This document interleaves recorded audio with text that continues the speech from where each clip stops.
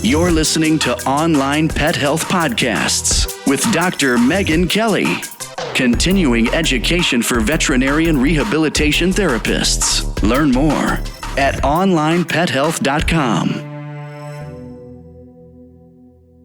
Hey Vetrehabbers, thank you for taking the time out of your day to join me as I do another one of my Behind the Vet Rehab Practice podcasts. Here we get a glimpse of vet rehabbers' day-to-day practice life. They get to share with us their wins and their losses, and although it's not great they made mistakes, from this we get to get hindsight which we would never have had before. That way we don't end up making the same mistakes that they made. Now, if you have your own practice, we have a great download called 12 Free Ways to Market Your Vet Rehab Practice. Onlinepethealth members, you can log into the members portal and go to the business basics area to download it. If you're not a member, you can download it from the free area. You can go to www.onlinepethealth.com/12 free ways and get your copy now. Today I'm joined by Kimberley Mallett from Performance Animal Therapy near Swindon in the UK. Kimberley shares with us how being selected as the Brazilian equestrian team physio for the 2021 Tokyo Olympics has helped her business, and she's also made a huge investment into a piece of equipment which interestingly is the main reason now why vets refer to her. Let's hear what Kimberley has to say. Hey Kimberley, thank you so much for joining me. Nice to speak to you.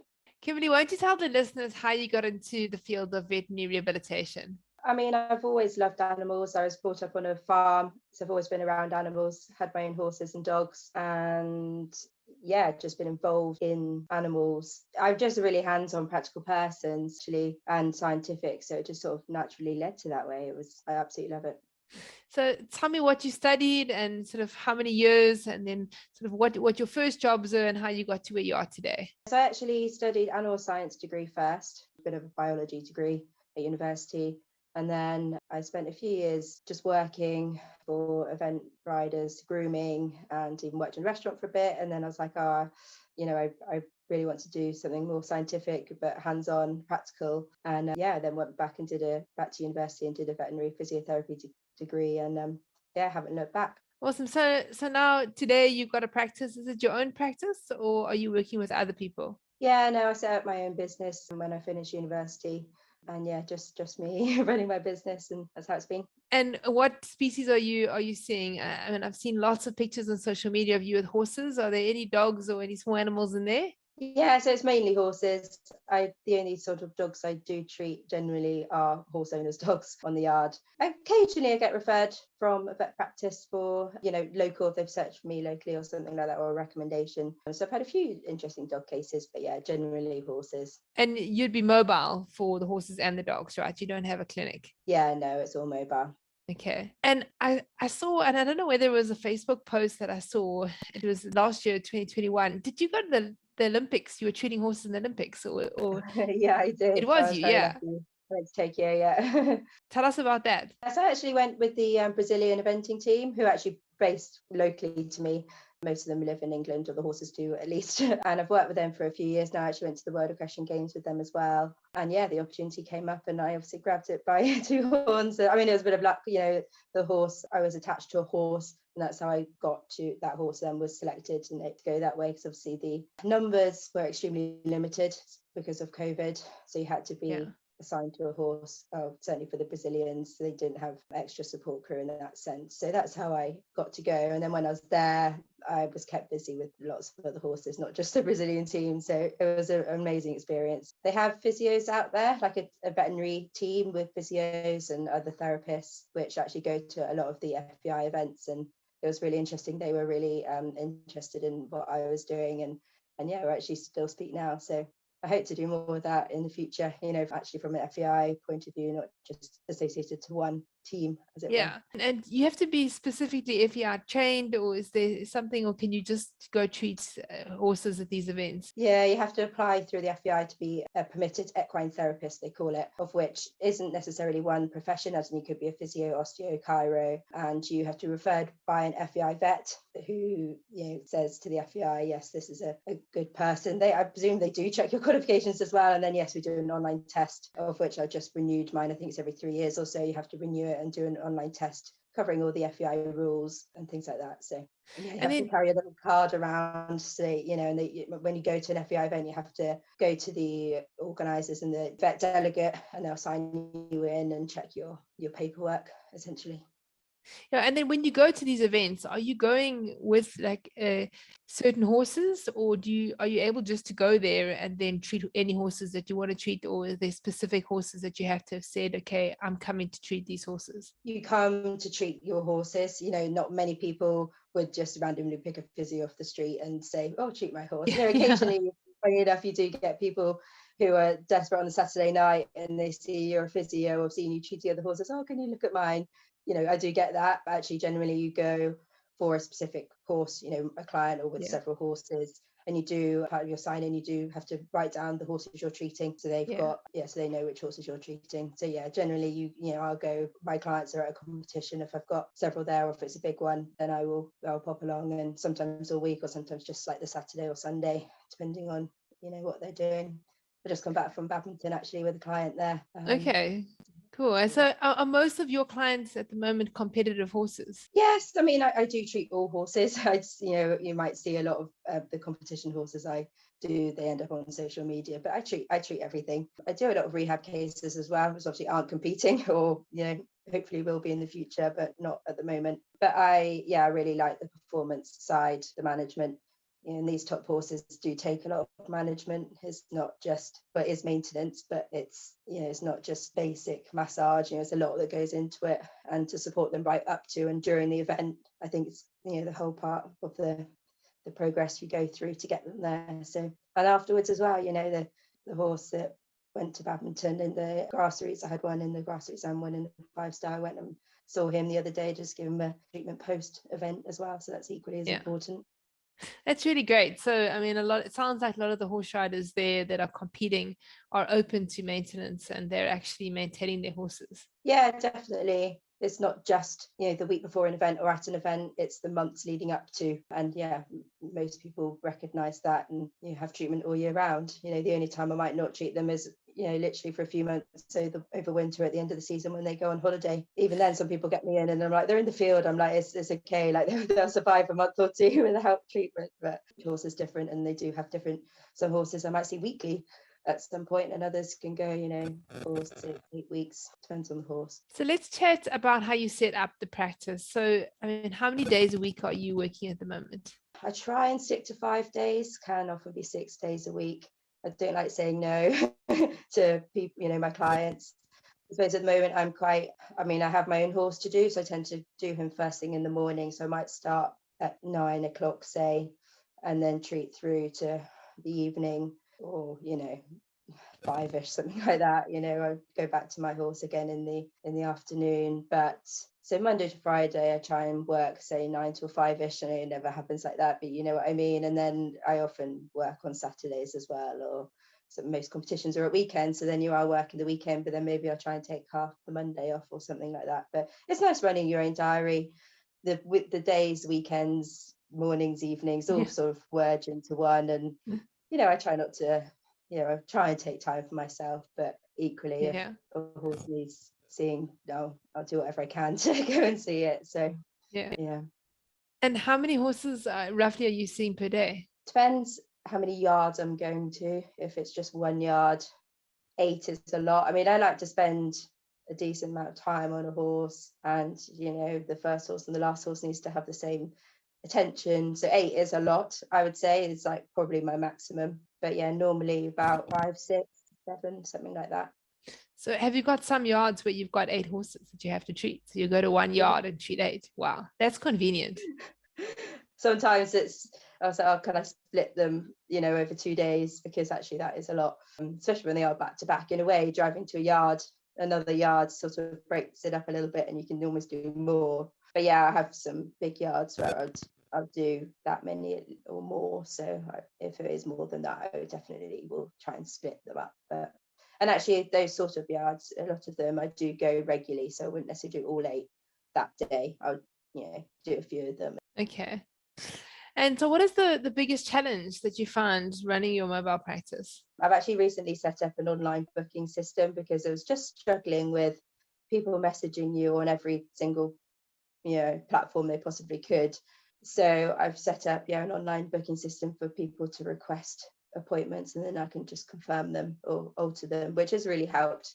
And the clients seem to, they can see my availability as well, because I can block off days, or if my day's already full, then they're unlikely to get an appointment that day, unless it's urgent, then they can ring me and I'll fit them in somewhere. So that's worked really well. And I like to do my accounting and invoices myself because it is my business. I just prefer that. But actually I have recently outsourced someone just to keep an eye on my emails and social media and things like that. Like I do it all myself at the moment, and I do think that's something that I could hand over to someone else to monitor and just send me the important bits. So I'm trying to do that more, because otherwise you spend a lot of time doing the admin, and actually I'd rather be out treating. So I'm slowly getting better at outsourcing that, but it's difficult when I just want to do it all myself. But there's only so many hours in the day, so I'd say that's probably my biggest challenge. Yeah, I mean, it's great that you're delegating, because there are lots of things that you don't have to do. Yeah. And like you say, it's much better you spending the time treating patients. Yeah, exactly. So if you look at your practice now, do you have sort of plans to expand it, to get another therapist in, or are you going to just carry on with just being a one-man practice? I don't know. I have thought about it. Funny enough, when I went to Tokyo and I was away for three and a half weeks, and often I can be away for a whole week at a time at events, and especially when I've got horses on rehab, they can't go that long. So I did have a few girls that helped, local therapists that did help cover me while I was away, which I would continue. But again, it's just more organisation, I guess. And then I feel pressured to make sure they had enough work, or I don't know. I'm still considering how that would work. I'm definitely sort of at capacity now. Like I do have new clients, because with the rehab I do, I'm going to be busy with that client for a period, but then actually they become maintenance and I have space open up again. But I'm definitely sort of at maximum capacity in how many hours in the day I can be treating. So there's potential to offload some of that to somebody else. But then the main rehab machine I use, the Diba, I only have one of them, and I treat 90% of the horses with it. So I don't know how I would spread the load, because we're sharing equipment, if you see what I mean. So the way it could be is that I go down to a 4 or 5 day week, and someone else says does 2 days a week. That's a possibility. Yeah, from previous, chatting to lots of other vet rehabbers, what they usually do is they will get that other vet rehabber in, and they'll be helping out with extra cases that they've got. And then you'll still do all the invoicing. So you'll invoice and do all the appointments and everything. And then you have like a 70-30 split. That's what they normally do. So that vet rehabber will get 70% and you will keep 30% of the income that they're charging. But there are lots of different ways you can set up. That's just an example of a way that some people have set it up. So yeah, but it is nice, because like you say, then when you're away, at least your clients are being looked after, and you're generating some income, even though it's not your full income. At least you're generating some money to pay for your overheads and things like that. Yeah, no, that is something that I need to look into more, especially if I am going to be away more. And you said you were in social media a lot. Are there any other forms of marketing that you've used to get yourself to be so busy like you are, or has it been mainly from word of mouth? Yeah, I've been lucky. I haven't done any sort of advertising.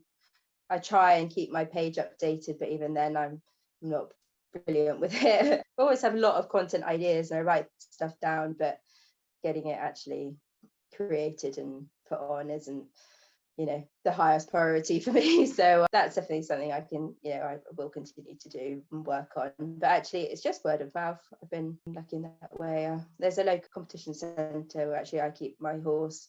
I sponsor the show jumping classes there. I don't know quite how much work that generates me. That's probably about the only sort of advertising I might do is sponsoring the class, like I say. Otherwise it's just all word of mouth and social media, I guess. But yeah, and I think it's useful to be in the field yourself, so you've got your own horse, so people know you. And I'm sure that all your contacts with all the competitive horses and going to the Olympics and all that has also helped with your credibility. Sure, people after you did that, you probably had lots of people knocking on your door. Yeah, to be fair, I did get quite a lot from that, and I get a lot of people recommend me on Facebook, which is lovely. Some people I don't necessarily even know, that they just said like know of me or see what I do, and get recommended that way as well. So, and I I've always had horses and I've always competed, so like you say, I just, a lot of my, the being growing up and whatnot, my client base has grown that way as well, just from being around horses and competing myself. So yeah, nice. And so you mentioned that you had an Indiba machine. That was obviously a big financial outlay. Were there any fears in paying that amount for a piece of equipment and whether it actually get a return on your investment? yeah, obviously a huge financial investment for me, but I am in a very highly horsey populated area, which is great. There's lots of clients, but there's also a lot of therapists as well. And actually, I wasn't struggling with work at all. I had a really good client base, but I was like, what can I offer that's different? And I had all the usual electrotherapies that you sort of can start with, the pulse bag and the laser and things like that. And I've been following Indiba for a while.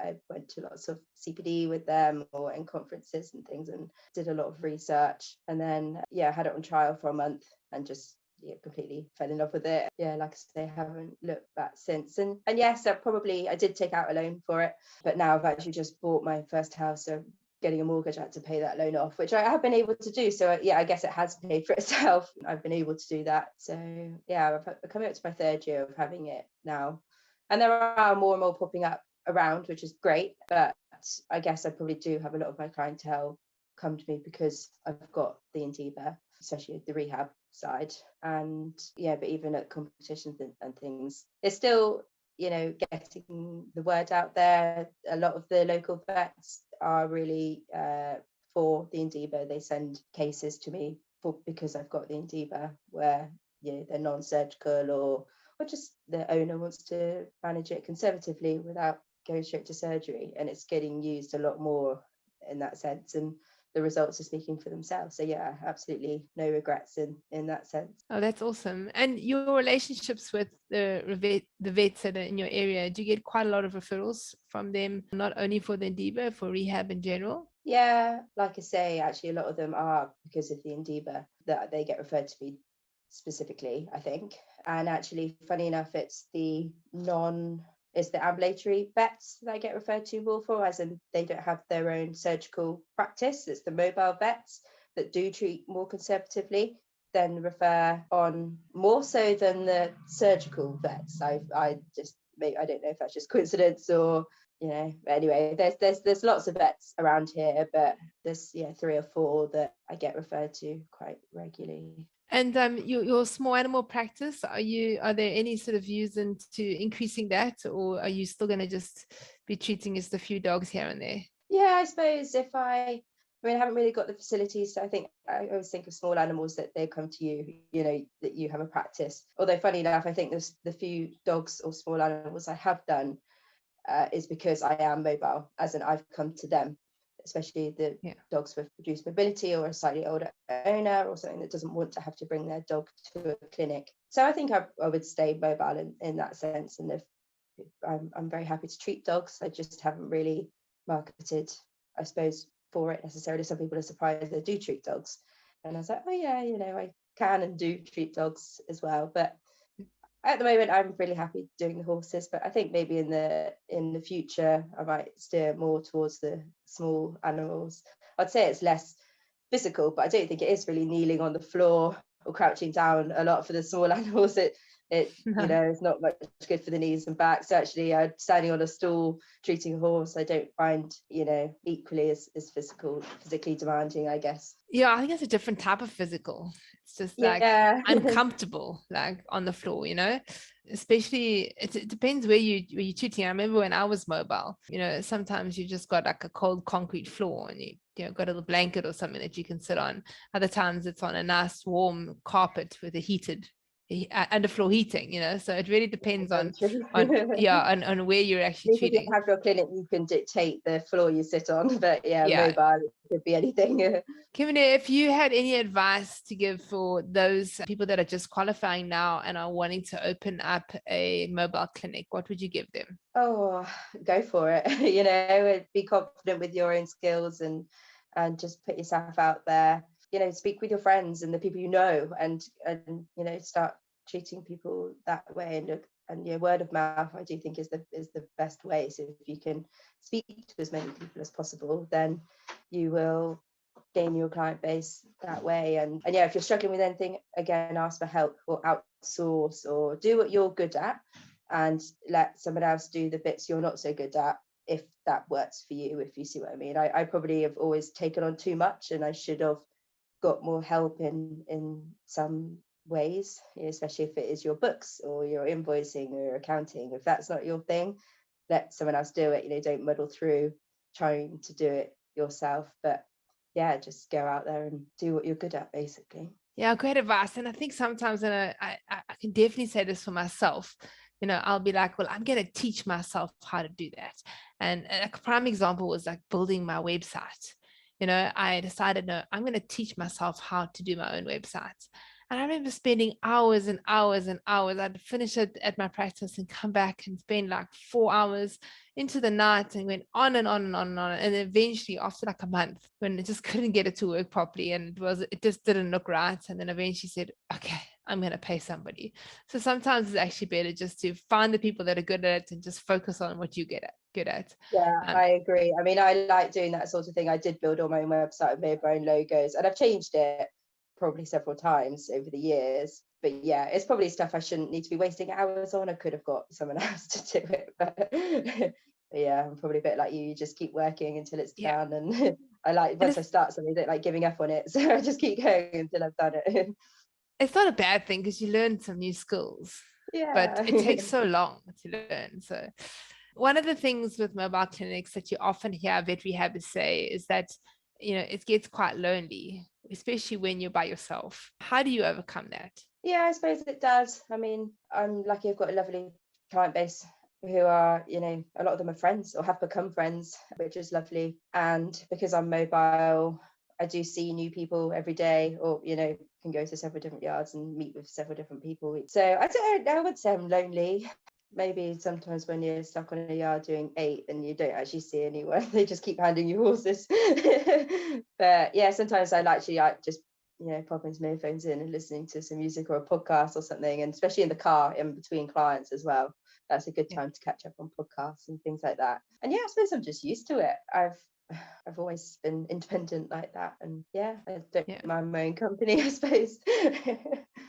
And do you have a group of colleagues that are in your area that you can touch base with? So if you have a complicated case that you maybe want to just talk over with one of your colleagues, have you got a group of people that you're able to make contact with?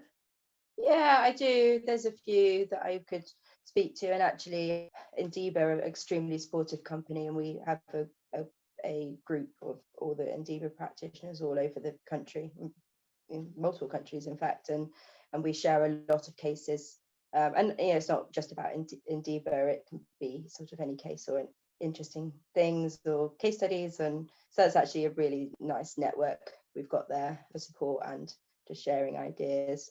Otherwise I wouldn't feel hesitant to speak to a colleague if I wanted to ask a question or share a thought, or equally back to the vet. Really, he'd probably be my first point of contact if I was struggling with something. I'll just go back to the vet and speak to them through it. But it is nice to have other therapists to bounce off. And I think we've also got some great, like even just Facebook groups. And Onlinepethealth has got the Equine Vetrehabbers, the small animal Vetrehabbers, Hydra Vetrehabbers. And those are like lots of great, there are lots of other ones, but lots of great Facebook groups, even of groups of absolutely people ask great questions on there. And even if you don't ask anything yourself, you learn from other people's answers. So definitely. Yeah, exactly. Kimberley, it's been so wonderful chatting to you, and thanks for sharing with us sort of a day in the life of your vet rehab world. I'm looking forward to seeing all the things that you're going to achieve, and hoping to see your name there going to the next Olympics. Is that maybe in the pipeline? World Games at the end of the year, so in Italy. So nice. Will be there. Awesome. Well done, and thank you so much for your time. It's been wonderful chatting. Oh, brilliant. Thank you very much. Take care. Bye-bye. Bye-bye. If you enjoyed this podcast, please hit the subscribe button so you get notified every time I load a new podcast. And please, if you get a moment, head over to Stitcher or iTunes and leave me a review. It's a really lonely job being a podcaster, and so the only time I get to hear from you or know that you're out there is when I get a review. And know that I read every single one of your reviews. So to those of you that have left reviews, I want to say a very, very big thank you. Every time we get a review, it really helps to get the veterinary rehabilitation podcast out there to all the vet rehabbers all over the world.